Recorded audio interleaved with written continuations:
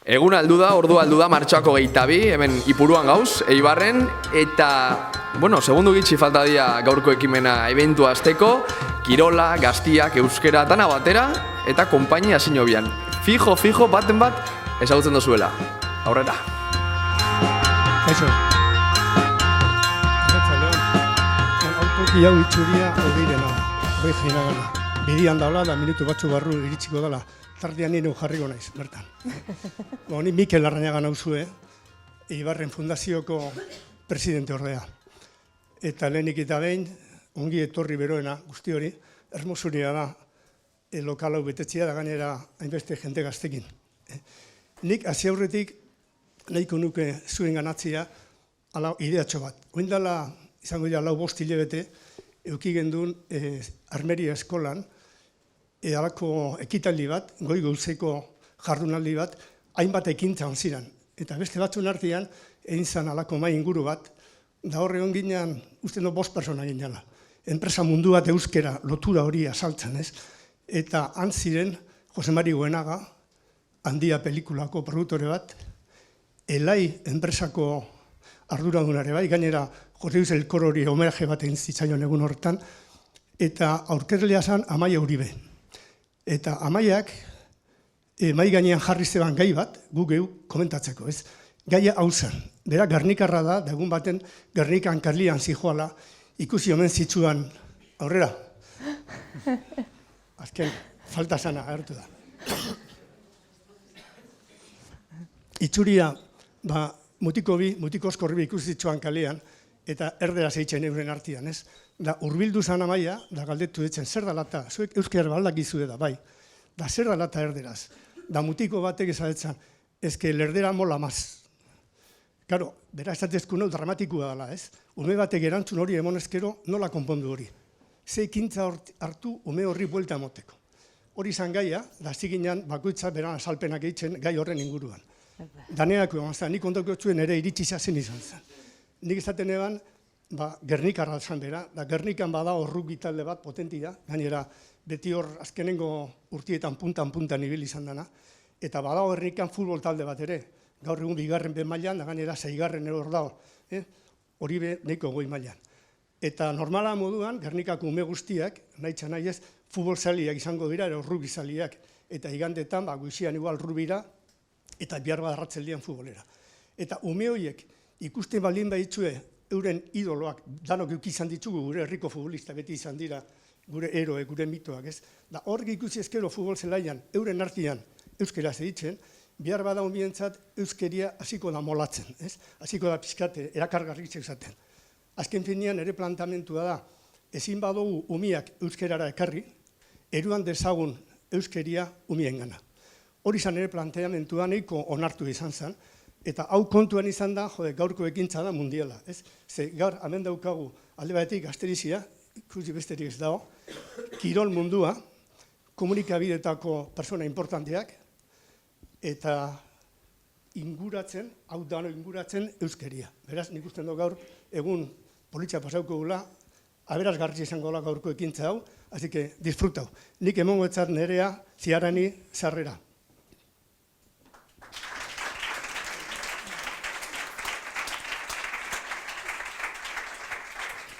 Kaixo, arratsaldeon.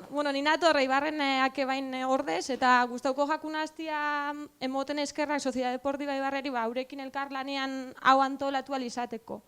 Eibarren akebai plataformian helburua da, 2025erako Eibarren ume eta gaztien ingurua hastea pixkat euskeraz funtzionatzen, edo jarraitzea. Eta horretarako hor implikatuta dauzen agente guztiak aktibatu eta saretzea. Eta lan horretan, gabiz pizkanaka aldo gunean lanean. Eta horretarako uste dugu olako mai inguruak eta olako ekitaldizak oso aberasgarrizak izan aldirala. Ze azkenean, herria oso kirolaritza eta kiroltzalia izan da, aurreta gazte danak pasauko dira hauren bizitzan zihar ekiporen batetik, ero talderen batetik, edo bintzak kirola praktikatuko da. Orduan, hau dana lotzen badugu, izan alda oso aberasgarrizia. Orduan, guk ni naueak ebain kirol mailan eta hor ikusten dugu oso interesgarria eta oso garrantzitsua dela Eibar euskaldun bat lortu ahal izateko kirola horre tartean sartzea. Eta horretan gabiz lanean. Eta azkenean gaurko ekitaliakin ikusiko dugu bai, zelan jokatzen daben euskeria kirolian eta kiroliak euskeran. Eta zelan jarraitu aldogun lanean hauren esperientziak entzuten. Eskerrik asko.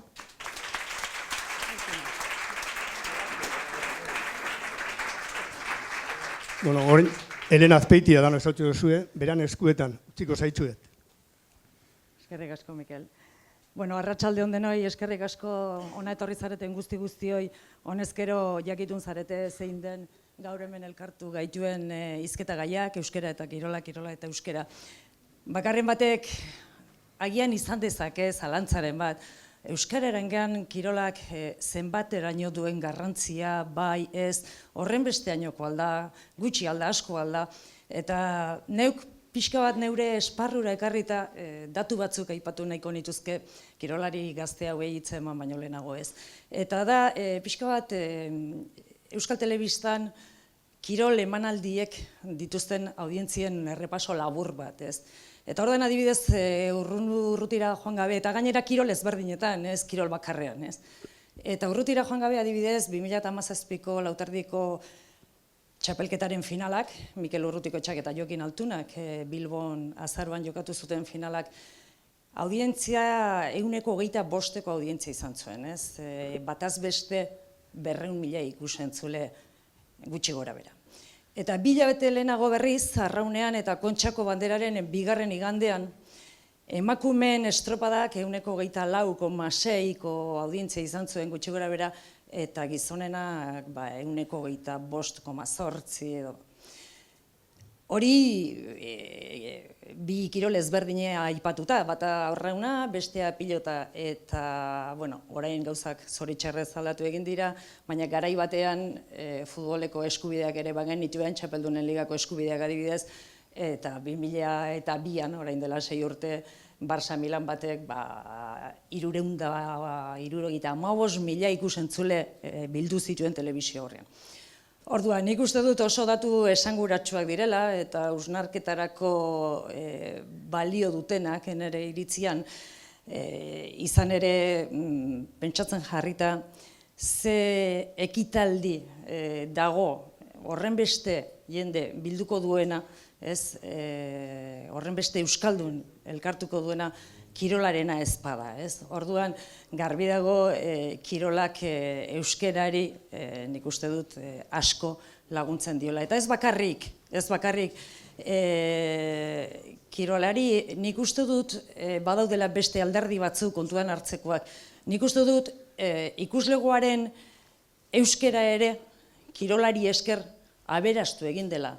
Ez dakit nik uste dut gure Aiton Amonek edo hain urrutira joan gabe behar bada gure aita amek, fuera de juego bat esango zutela bere garaian, edo sakebanda bat esango zutela, edo mele bat esango zutela. Eta nik uste kirolari eskerrera gure hiztegia asko aberastu dela. Gaur egun hiztegi propioa dauka, kirol bakoitzak, eta lehen garai batean guretzat erabat arrotzak ziren hitzak gaur egun normaltasunez erabiltzen ditugu. Eta gero prestigioarena ere bai, nik uste dut hemendik kanpora ere kirol emanaldiak ikusten direla, ez bakarrik Euskal Herrian, pilota adibidez Errioxan asko ikusten da, Kastilaldean ere bai, eta nik uste dut euskararen presentzia Euskal Herritik kanpo izatea ere, horrek prestigio handia ematen diola ez. Orduan, nik uste dut nahiko, niretzat behintzat nahiko garbi dagoela kirolak euskararengan garrantzia handia daukala, eta, nik hitza eman nahi diet, hemen ondoan dauzkadan 5 kirolari gazte hauei, ia kirolarien artean eta kirol elkarteetan, gero behar bada taldekako kirola egin dutenekin, nola ze presentzia duen euskerak eta nola bizi duten gure egoera hau, ez? Eta, ezkerretik eskuinera, okerrezpanago, Markel Alberdi, igelilaria, Maialen Ruidazua, bai, Pelosoro, Maite, Maiora, eta Odei Jainaga, bai. Bostak, punta-puntako kirolariak, bostak. eta Kirolgi eta Ibar Fundazioaren elkarlanari esker nolabait ere laguntza jasotzen dutenak euren kirolbidean gora eta gora egiteko, ez? Espainiako txapeldun gehienak, mundu mailako hitzordu handienetan ibilitakoak, eta Markel Alberdi, arratsaldeon, zu munduko txapelketan, oker ez banago Rioko Joko Olimpikoetan, ibilia zara, hitzordu handienetan, nola ze presentzia dauka euskerak hemendik kanpora horrelako kirol hitzordu handietara joaten zaretenean? Badu zuen, konta iguzu, bai. Ez, ni geri izan ibilita, munduko txapelketan ni nintzen euskaldun bakarra. Orduan saia zen euskara zitxia, ez? Euskara ez neba ni. Joko Olimpikoetan euskaldunak bagaigoa zen batzuk, baina igeriketan ni nintzen bakarra. Orduan igerilarien artean nik ezin eban euskara zin bez, eta ezagutzen eban euskaldunen bat, adibidez Inigo Peña eta noizian behin politxa izaten zen, ez? Jutia jangelala eta euskara zitxia, eta baina egiza esan, igeriketa munduan nik euskara asko ez dotentzun olako hitzorduetan, ez? Joko Olimpikoetan hor kirolari euskaldun gehiago elkartuko zarete ere bai, Segurena joera izango da, zeuen artean euskeraz aritzekoa edo? Bai, hori da, gainera, ni Madrilen bizi izan naiz aurreko 3 urteak, jokuetatik 3 urte lehen hau, eta hor zan bai, badana kirolariak, residentzian, eta euskaldunak batzu bagaigoa zen. Eta orduan, normalian erdera zitzen eban beti, bai igerileriakin eta bestiekin, baina noizian behin hori izaten dutena, bai jokuetan eta bai Madrilen olako rendimendu alduko zentro baten eta euskaldunak aurkitzia politxa zan, zu beti erderaz eta errepente beraiekin junta da euskera zitzia politxa zan. Orduan, igeriketa munduan zoritxarrez euskaldun gutxi egon dira nerekin batera momentu hortan, baina, kirolian bai, bagaigoa zen ez dakizen bat euskaldun ginen, 30 ginen euskaldunak rion, eta hanbe bai, noizian behin nitzen genean euskeraz, ez asko, ni beti igeriketakuekin egualako, baina euskera han zeuan, ez? Malen, arrasara, entrenamentuetan eta bar, astean zehar, zuek ere bakarkako kirola egiten duzuen kirolariak zarete, baina hor taldean ere ibiliko zarete entrenatzen, denak ere inguru euskaldunetik zatozte, eta nik uste dut hor ere bereiztu egin beharko genukela errealitate ezberdinak ditugulako Euskal Herrian ere, bai, eta behar bada zuek bizi duzuen errealitatea ez dela errealitate bakarra zoritxarrez, baina zeuk zure egunerokoan kirol entrenamentuetan eta bar euskerak presentzia handia dauka, zuek normalean euskeraz komunikatzen zarete elkarrekin? Bai, nik nire egunerokotasunean ohituratza daukot euskaraz hitz egitea, eta gisa da nik praktikatzen duten kirola bakarkako kirola dela, baina hala eta be, esan dagoena, nire elkartian beste atleta batzuk badaz, eta horreikin normalian euskaraz hitzen dut. Gero egisa da, igual askotan entrenatzaileak ez daukola joera hundirik euskaraz hitzeko, baina saiatzen da bera bai, ez da, bera euskalduna ez da izatez, orduan, berak zailtasunak dauko euskaraz hitz egiterako orduan, baina ulertzen dago, eta orduan nik uste orokorrian nahiko giro euskalduna dagoela gure artean, eta esango neuke euskeran presentzia ona dela, ondixa dela. Pello, zu mendimunduko kirolaria zara,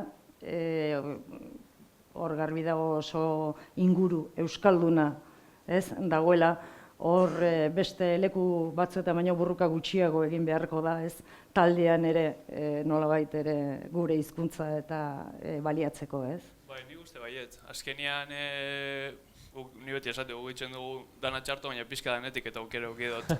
Hemen Eibarren talde askotatik pasatzeko eta jende asko eskaini dezta bere laguntza. Eta nik uste baiet taldietan eta holan euskerak badakala presentzia handia, eta nik txikitatik behintzat kirol ezberdinetan indot pizka danetik, eta uste dut euskera oso garrantzitsua izan dela txikitatik. Eritzi zaizue zuek baduzuela alako ardura bat maite adibidez, nolabait ere kirolaren bitartez euskera sustatu eta bultzatzeko? Nik egiten duten kirola azkenean da mendira jun, baina korrika. Nik uste Euskaldunon kulturetako bat beti izan dela mendira jotia. Orduan, bai usten dut praktikatzen dutela kirol bat, Euskalduneri oso lotuta dagoen kirol bat, eta Euskal Herritik kanpo hori politxa da. Hori nik igartzen dut, ez responsabilidade bat, ez da gutxi horikan ere ez, baina bai egiten duten gauza bat. Euskal Herritik kanpo, mundu mailan, azkenean gure kultura bat erakutsi. Zuek mendiari lotutako kiroletakoak zarete, baina hain inguru euskaldunean murgiltzen ez direnak, adibidez, Markel edo Berba Daudei edo elkartzen zaretenean ez aldugu ere guk azkenean ohitura kontua da, ez? Eta orduan, bakarren batek ez dakielako euskeraz, berehala naiz eta gehiengoak euskaldunak izan, entrenamentuetan edo kirolariak eta berehala, bat dagoela ardeaz da galdetu beharrean aizu, inporta zaizu, aizu ulertzen ez baduzu, esango iguzu, ez, berehala badagoelako naiz eta asko izan, ez? Euskaldunak inguruan aldatzeko joera. Odei, arratsaldean eta nola bizi duzuzuko, zeu ere, ez da oso mundu zure kirola, ez, jabalina, Espainiako txapelduna da. Jabalina baino getxon bizi naiz, orduan han bizitzia gune erralduna danez, ez da holako euskal ohiturarik ez, hango jendiakin batez be, baina han residentzian elkartzen garen ez jende euskalduna, batzuk Barrainoleko euskaldunako diala, eurekin euskeraz eitzeko joera dakat, ez beti euskeraz. Bakarrik gertatzen da, elkartzen garanean bertan bizi dabe bai jendia Espainiatik kanpoko dianak ez. Adibidez Madrilgoak eta orduan eurek ez dakite euskeraz. Orduan elkartzen bagara bi euskaldun eta bi erdaldun nahi badu berbain erdera zin biogu. Ez dako besterik eta horiak gertatzen dana ez. Saiatzen gara euskeraz eitzen, ni gustora nabil euskeraz berbetan, baina errespetua gaitxik edo, bestela esaten da, joder, ¿qué haces diciendo eso? Eta zuen bestelako inguruetan ere euskararen presentzia lagunekin? Bai. Bai, denak. Osea, zuen eguneroko bizitzan lagunekin beti euskaraz, lagun euskaliztunekin euskaraz aritzen zarete, edo gurasoekin, edo ikaskideekin, edo, bai? Bai. Nik behintzat, eukido zuertia hori, ez? Etxian beti euskera zindogula, ikasi euskera zindot, nire kuadrilla be oso euskalduna da, universidadian be, azkenian nire talde euskalduna lortu neban, nik egisa esan, nire bizitzan euskera nahiko presente ikusi dut denbora guztizian, kenduta gero, Madrilera junitzanean, esan duten bezala, ez? 300 pertsona ginean eta euskaldunak izango ginean 5. Orduan, nire taldia erdalduna zan, gehienak erdaldura ziran, orduan, zaila zan euskera zitzia. Baina, Alemanian itzen eban eta hori aprobetsatzen eban. Orduan, nik uste nire bizitzan generalian euskerak pixu bat eduki dabela, eta, gero gisa da, momentu batzutan edo urte batzutan ezin izan dutela euskera askoin. Orduan, aldoten eginean, in izan dut. Nik uste dut, Mikel Larrañagak aipatu duen, kontatu duen aipamen txiki hori, biumena ere, hori ere badela Euskal Herrian bizi dugun errealitatea, ez? Hau da, nolabait ere gazteek adibidez, ez? Eskolan hartzen dute euskera, azkenean obligazio bat bezala, ez dute aisialdiarekin lotutako zerbait bezala hartzen euskara baizik, eta eskolan euskaraz egin behar dut, eta gero handik ateratzen direnean, danak euskaldunak izan da, danak eredukoak izan da, danak hartu eta erderarako joera. Hori zuen inguruetan bizi izan duzue hori? Nik adibidez, oin ikusten dut, ni oin master bat itzen hau, eta praktikak ikastola baten nabilitzen, bigarren hezkuntzako ikastola baten. Eta bai ikusten dutena da, oin sartu berri dien ikasliak, bai diela oso euskaldunak, baina heltzen dela etapa bat, DBH 3 daukiela joera gaztelerara pasatzeko. Eta nik uste dut, behin pasatzen dauenien batxillerrua edo berriro pasatzen diela euskerara. Ikusten dabiela benetan, euskera galtzen edo gutxiago praktikatu izan dabiela, eta errekuperatu nahian berriro pasatzen diela euskerara. Eta hori garbi ikusten dut ikastolan, dagoela momentu bat, nun gazte gehiena gaztelera zitzeko ohitura daukiena. Beira, neuri, nire alaba futbolean aritzen da, eta esaten zidan, partidua jokatzen ari garenean, euskaraz hitz egiten dugu. Eta bukatzen denean partidua, erderaz. Joko eremutik ateratzen garenean, erderara jotzen dugu. Hoi zergatik izan daiteke, ze iruditzen zaizu. Badakit bakarkako kirolean aritzen zaretela eta behar bada, baina agian hori bera gertatu daiteke, ez, kirolaz aparteko beste hainbat aktibitatetan, ez? Bai, ez da gizio izan alda, baina bai, ni pentsatzen dutena da, justo nire kasuan, nire bizitza, ez dut euki, zuk esaten duzun erderara pasatzeko joera hori inoiz ez lagunen artean, eta ez inun, baina bai ikuste dutena da pizkat Malenek esaten dabena, igual dagoela epoka bat, gaztia pasatzen dela gehiago euskera pizkat alde batera lagatzera, eta gero adinez aurrera doianean berri dabe garrantzia ematen diola lagadaben horreri. Baina ez dakit zeba izan aldan arlo batzutan erabiltziana eta beste batzutan ez, nik hola zuzenki ez dut hori bizi izan.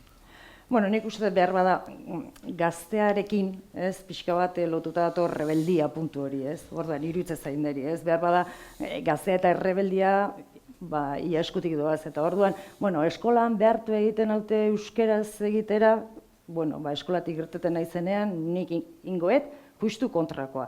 Ez hizkuntzarekin bakarrik, euskararekin bakarrik, beste hainbat gauzarekin ere gertatu daiteke gauza bera, ez. Behar badago halako rebeldia puntu bat, eta horregaitik da niretzatain garrantzitsua kirola azkenean umeek aisialderekin lotzen duten zerbait, eta gainera ordu asko pasatzen dituzena, justu, ez, kirolaren bitartez euskerak ze laguntza jaso dezakeen, ez, kirolari esker euskerak horretarako. Alegia, pixkat, obligazio, ez, sentitzen duten hori ikustea aisialdiako, ez, eta ondo pasatzeko egiten dituzten beste hainbat gauzetarako, ez, euskera bultzatzea kirol egitasmo hauen bitartez, ez da? Hori, zuk esan duzu, nik hori izan behar nagoen, ikusten dute dagoela hor adin bat inposatutako gauzak ez ditugunak itxia nahi. Orduan, zuk esan duzuna ikastolan, euskaraz ikastera derrigortzen badigute, nik erderaz egingo dut. Igual gure garaian, gure baino zaharragoa diren garaian justu kontrakoa gertatzen zen. Euskara debekatuta zegoen, orduan borrokatzen zen, euskaraz egitea, eta bai zegoen hor gazte asanblada gure garaian euskararen aldeko borroka bat, orduan gure garaian hori esan bizi izan. Ze bai rebeldiako epoka hori bai izan euskaraz egiteko garai bat. Gaur egun dana errestasuna dira, benetan nahi da errestasuna euskara asko zen normalizatuago dago, normala da, orduan nik uste bai dagoela garai hori. Nik nire garaian ez nun bizi izan, txian euskaraz ikasi dut, bizi izan naiz, euskaraz ikasi dut, eta inguru euskaldun baten bizi izan, nik ez dut hori bizi izan. Eta, baina bai ikusten da gaur egun, hori ez, jende adin bat, danak erderaz egiten dutena, baina gero behin adin bat ezkeroztik atzera berriz ere euskarara bueltatzen dira. Gero, niri iruditzen zaite dagoela beste kontu bat, Maitek aipatu du gauza bat, eta da, lehen etxean halako kontzientzia zegoen, kanpoan debekatu egiten digute, eta orduan euskara etxeak babestutako hizkuntza zen, etxeak bultzatutakoa, etxeari esker ikasitakoa. Orain, batzu pentsatzen dut, eskolan ikasten dute. Ez da, umeen heziketa bezala, ez? Nik 8 ordu lagatzen dut umea, ez, ikastolan, eta ez zituko dute, ez heziketa etxean, pixka bat euskararekin ere gauza bera gertatzen da, nire inguruan behintzat hori gertatzen da. Ume hauek badakite euskaraz, ume hauek eskolara doaz, ikastolara doaz, eta han erakusten diete, baina gero handik ateatzen dira, eta ez dute euskaraz egiten. Badakit, hauen realidadea ez dela, baina nik uste realidade hori askok bizi dugula, naiz eta inguru euskaldunetan murgilduta egon, ez?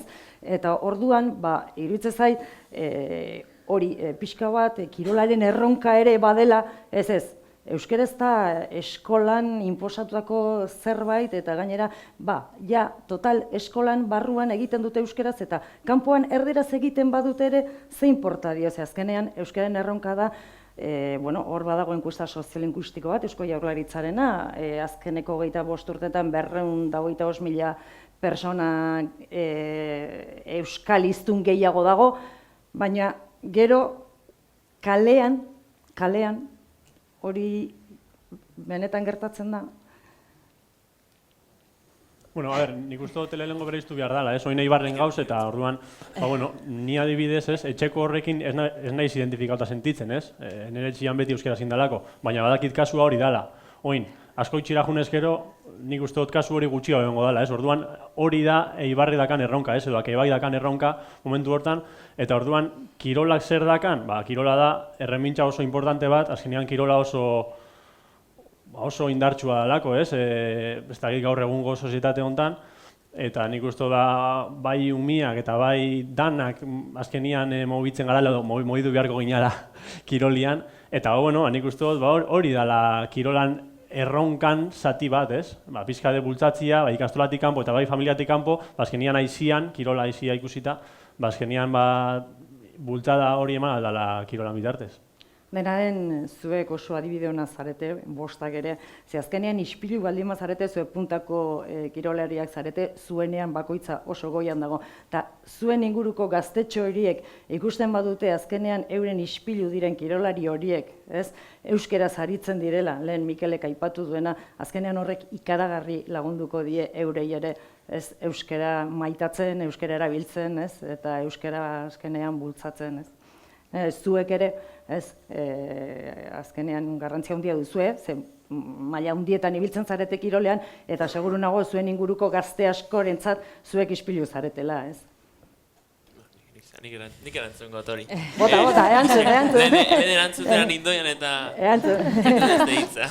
Berazero txandan. Nik ez dakit espilu nahi zen ozer, baina unberan oianian eta ume txikiekin batez bena honian, ume txikiak gaztiak, euskaraz eitzen saiatzen naiz, nik nahi etzetera kutzi euskaraz be posible dela, ez? Ni euskalduna naizen aldetik, ardura hori dakatela, eureri transmititzia, eta ikustia eurek nagusixak euskaraz eitzen da bela, ez bakarrik erderaz. Orduan, hori importantia da. Eta hori, getxon, ez dakatolan, ez dut unbiekin kontaktu handirik aukitzen, ez? Baina, behin jarri deztenian entrenatzera baume bat pixkate, milionekin zoze ditzen da.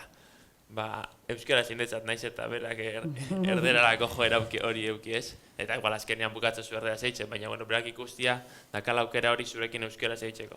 Eta unberan oianean ikusten dut bertako umiak askoz euskalduna badiala eta egiz esan beste egoera linguistiko badaola.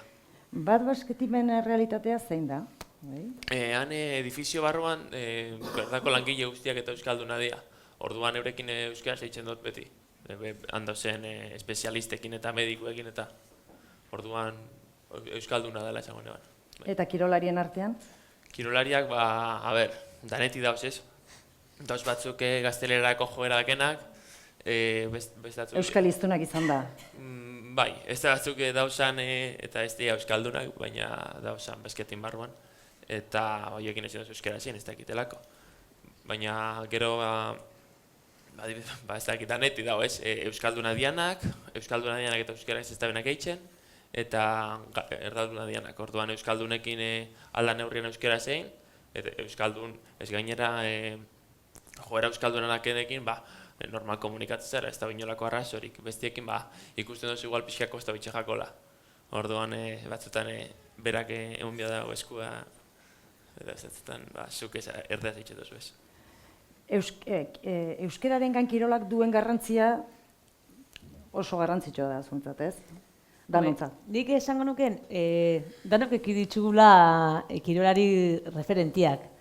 Eta ni gogoratzen den, nire garaian, ni umian itzanean, niretzako referentiak kirolari euskaldunak zian. Eta bai zaude zen, kirolari euskaldunak zirenak, edo Euskal Herrian bizi zirenak, baina euskeraz etzakitenak. Eta niretzako hori pena bat zan, niretzako kirolari euskaldun bat, euskal hizkuntzan hitz egiten zuen bat izan behar zuen, eta uste hori garrantzitsua dela, gu edo batez ere, gudariko edo zein ez, ume batentzateko balin bakera referentiak gainera euskaldunak izatea, ikusten gaituzte, mira hori ze hona dan ez dakiz zertan, eta da euskalduna, Eta ez da berezia euskalduna dalako, da gauza natural bat bezala, ez? Orduan saiatzen dira normalia jende gaztea bere referentia dira kopiatzen, ez?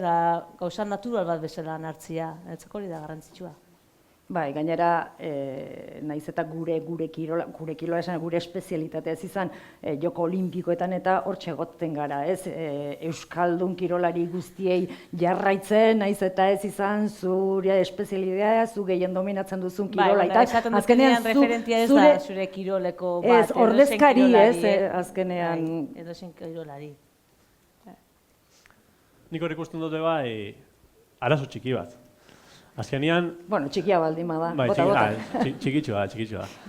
Referente bezala egon algara, baina azkenean gehien bat gainera kirol minoritarioetan gu lortu behar dugu dana, azkenean sponsorak eta gu lortu behar ditugu. Orduan, ze pasatzen da, euskera bultzatzia nahi badugu eta beti euskera zin behar badugu, hor pizka limitazio bat eukitzen dugu.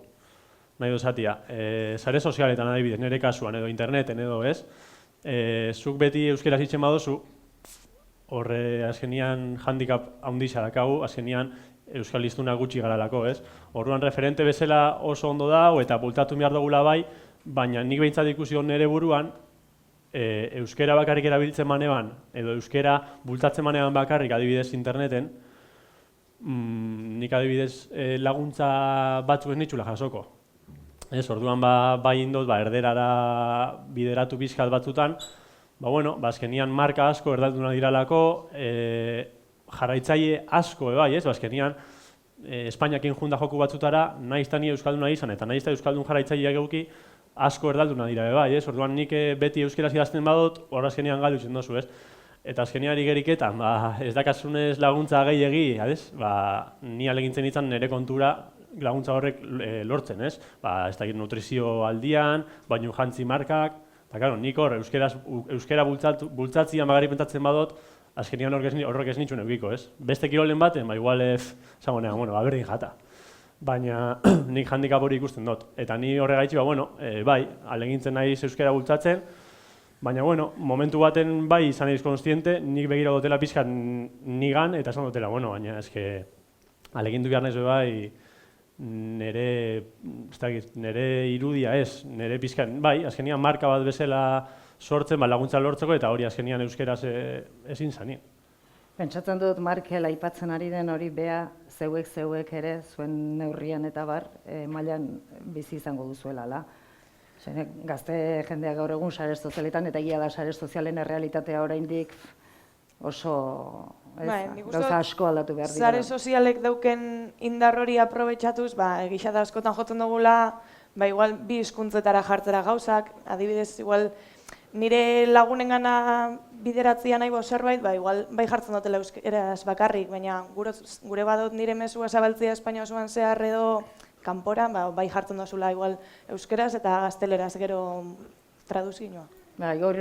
Azkenean erakundeen implikazioa ere oso garrantzitsua da Euskal Kirolari, Eusko Jaurlaritzako gerrezpanago, abian jarritako ekimen bat badago, sare sozialetan eta bar, ere euskera bultzatzeko eta bar, hor lan handi egiteko dago eta azkenean, esan nahi zuek ere, oraindik sufrituko dituzue, gabezia horiek, naiz eta zuen inguruan beti euskeraz egiteko aukera izan, Nik ikuste talde batetik handagola, sare soziala eta bestaletik kirola, gaur egun, bereak esaten zuen moduan, eta nire kasuan ere bai, ni azkenian italiar marka baten barruan nago. Orduan, askotan, gehiago begiratzen dute atsegin zait asko edukitzia sare sozialetan postu hon bat baino zure kirolian.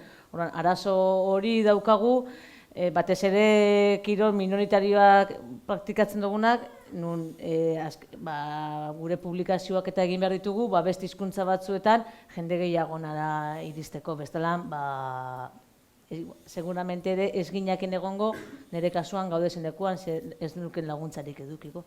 Nik uste dut, hori esan... Ez, Maitek esan da bena, nik uste dut, markerik omeni jakue, jendiak pertsona hori ikustia, orduan. Pertsona horrek saltzen bada opilo bat, naiz eta bera ez izan nolan puntakoa norbait, bai, jazta, markarik omeni jako ikusten badetze 60.000 pertsonak horreri, jazta, marka irabazten urtetzen da orduan, markak berangana jotzen dabe. Hori oso simplia da. Nik hau jago atera dut bakarrik, ze azkenian jendia pentsauko da, gabiz sare sozialetaz hitz egiten, ez dago tontokeri xa.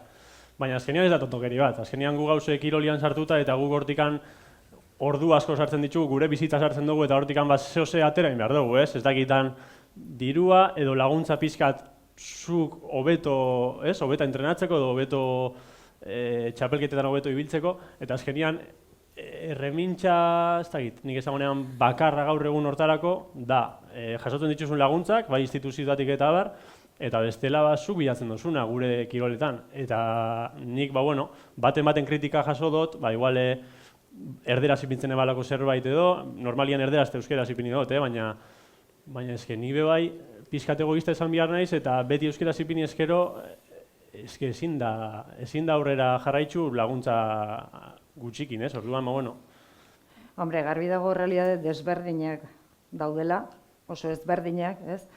Eta azkenean naiz eta bultzatu, hor kontua da pausuak eman behar direla eta bultzatzeko kirolak euskerari asko laguntzen diola eta bar, baina bidea luzea dela eta azkenean hizkuntza minoritario bat ere dela, ez? Azkenean garenok, ez? Osea, naiz eta ez? Azkenean zenbat biztanle ditu Euskal Erkide Autonomoak dauzkanak, ez? Mundu mailan eta zuk aipatzen dituzun gauzetarako, ez? Ez da bakarria erderarako joera, eske segurena gauza askotan ingelesez zaitu beharko zarete edo dena den, ez? Diot ja hor pixkadia da, kirol minoritarioak, hizkuntza minoritarioak, herri txikiak eta hor, ez? Tamaina kontuak ere pentsatzen bere garrantzi izango duela, ez? Azkenean. Pello, ez? Bai, nik azkenean esaten zuten, nik lagun bateri edo pertsona bateri zuzenian hitz egin behar badiot edo idatzi o lo que sea, beti euskeraz ditxo, baldin badaki berak euskeraz dakiela, baina sare sozialetan esaten duten bezala jendeari normalian gaztelera asko erabiltzen dut. Eta nik zuzenian nola nitxot, ez dakit egokiena da, bez, porque kasu asko dauz nik jarraitzen duten jende asko kirolariak, dan euskeraz ditzen dutela eta benetan badakate jarraitzaile kopuru altu bat eta Euskal Herri mailan oso ezaguna dira. Ez da, igual kirolari moduan onagoa direlako eta ez dakate behar hori, baina egia da. Azkenean egisa da, sare sozialetan sartzen daizenean normalian gaztelera presentzia badakala. Naiz eta gero bizitzan ez euki, ez da gize gaula da. Nik bai zalantza aukitzen dut, ez? Batzutan euskeraz itxen dut, batzutan erderaz. Ez dut, hau ze komeni da gehiago, erderaz ipintzea o euskeraz ipintzea, eta horren arabera bat obesti aukeratzot. Eta ze irudipen hartzen duzu, batzutan? Asmatu egiten duzula? Ez dakit. Bata zein bestea erabiltzen? Batzutan nahi lor kompetizio bat, eta bat izatez da, muy bien eso que has puesto. Eta berak ez daki euskeraz, baina. Eta katxonde, baina, bueno. No he entendido nada, pero muy bonito. Ezakit norbaitek zerbait galdetu nahi diena hemen dauzkagun kirolariei. Bago galderaren bat? Ez. Bueno, nik eskerrak eman nahi dizkiet. Gaur hemen gurekin izan diren 5 kirolari bikaina hauei. Eta orain pixka bat aztertu dugu euskara eta kirola gaia ez bakarkako kirolarien aldetik eta pixka saioaren bigarren zatian pixka bat aztertuko dugu talde kirolean eta kirol elkarteetan eta bar pixkat zein den errealitatea, ez hori gustatuko litzaiguke. Beraz, 5 minutu edo gutxiago mikroak eta bar aldatzeko eta berehala jarraituko dugu.